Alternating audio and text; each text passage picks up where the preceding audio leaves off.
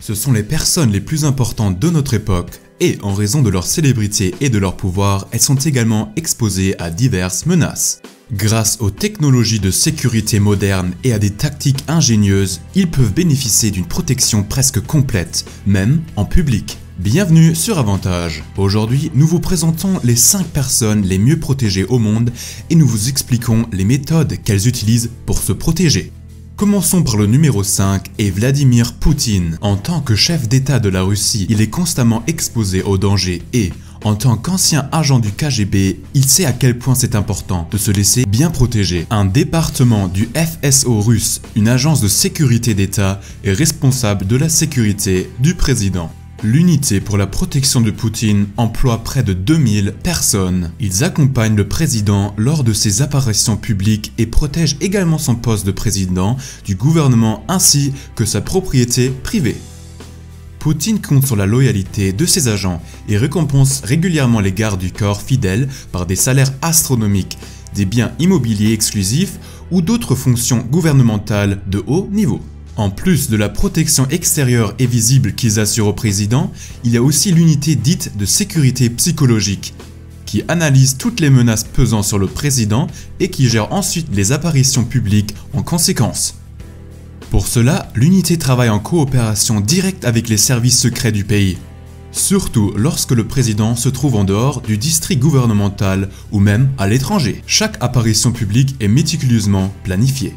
En général, le transport du président constitue un danger particulier. C'est pourquoi Poutine, comme d'autres grands chefs d'État, est accompagné d'un grand convoi. Dans le quartier du gouvernement, ce convoi se compose généralement que de plusieurs motos. À d'autres endroits, il y a également des véhicules pilotes. Souvent, d'ailleurs, des Mercedes ou des BMW, ainsi que des minibus avec des unités spéciales de combat et une ambulance. Le président russe lui-même conduit un soi-disant Horus Sénat.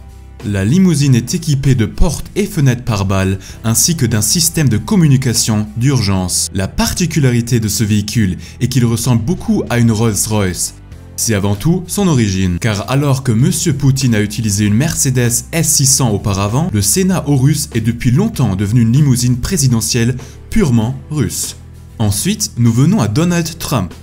Presque aucun autre chef d'État dans le monde ne bénéficie d'une protection aussi complète contre les menaces que le président des États-Unis. Les services secrets utilisent diverses stratégies pour assurer la sécurité de Trump, en particulier en public. L'une d'elles est, par exemple, la préparation précise d'une visite du président dans une autre région. Les agents des services secrets se rendent sur place 3 mois à l'avance, élaborant un plan du site, ainsi que plusieurs alternatives. Ils surveillent également toutes les fenêtres et tous les balcons où un agresseur pourrait attaquer et travaillent avec les autorités locales pour localiser toute personne dans la région qui a publiquement déclaré avoir voulu menacer ou attaquer le président. Même pendant le transport, le président américain bénéficie de la plus grande protection possible. Sa limousine, aussi appelée la Bête, a des portes en acier de quelques centimètres d'épaisseur, ainsi qu'en Kevlar et aramide qui sécurisent le véhicule contre les explosions. Les pneus sont également par balles et le verre est pratiquement impénétrable avec une épaisseur de 13 cm. La voiture dispose également d'un équipement de vision nocturne, des bouteilles d'oxygène et même des bouteilles de sang avec le groupe sanguin du président. Une chose qui protège la limousine de la plupart des menaces pendant la conduite de toute façon est le convoi qui accompagne en permanence la Bête. Ce convoi est composé d'un nombre incroyable de 34 véhicules, plus d'un hélicoptère qui surveille le trafic depuis les airs. Les véhicules sont conduits par des voitures route et des voitures pilotes qui vérifient l'état du trafic. La voiture de tête qui fixe la vitesse de l'ensemble du convoi et de nombreuses motos qui accompagnent les véhicules individuels et surveillent les menaces dans la circulation. Ensuite, suit la limousine présidentielle, ainsi que des Cadillac identiques qui rendent difficile la localisation de la voiture dans laquelle le chef d'État est assis. Ensuite, suivent des minibus avec des forces spéciales à l'intérieur, des minibus avec du personnel du président à l'intérieur, des véhicules de presse, une ambulance et enfin plusieurs motos de la police locale.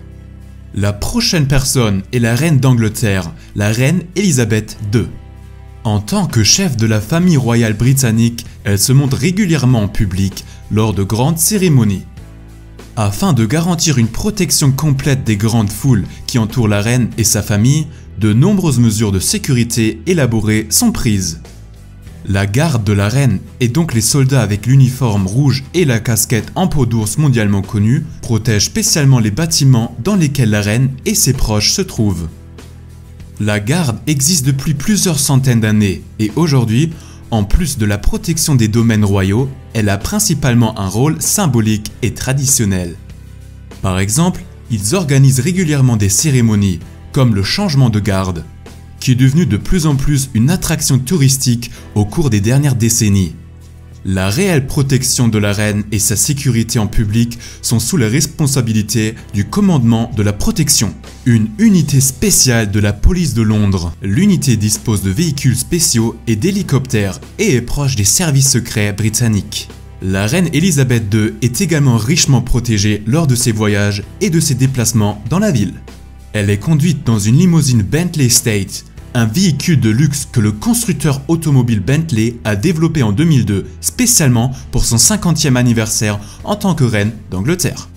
La limousine d'État vaut plus de 10 millions d'euros et sa conception est assez atypique pour un véhicule de haute sécurité. Le siège arrière est situé sous un immense toit panoramique, ce qui donne aux occupants l'impression d'être assis dans une boîte de verre. Lorsque la reine voyage dans sa Bentley, elle est escortée par de nombreuses motocyclettes, plusieurs voitures de tête et pilotes, ainsi que des dizaines de véhicules de soutien. D'ailleurs, l'effort pour protéger la reine et sa famille coûte 130 millions d'euros chaque année. Ensuite, parlons de Kim Jong-un. Le dirigeant nord-coréen est probablement considéré comme l'un des hommes politiques les plus controversés de notre époque et est donc protégé par diverses mesures de sécurité, surtout à l'étranger, mais aussi en Corée du Nord.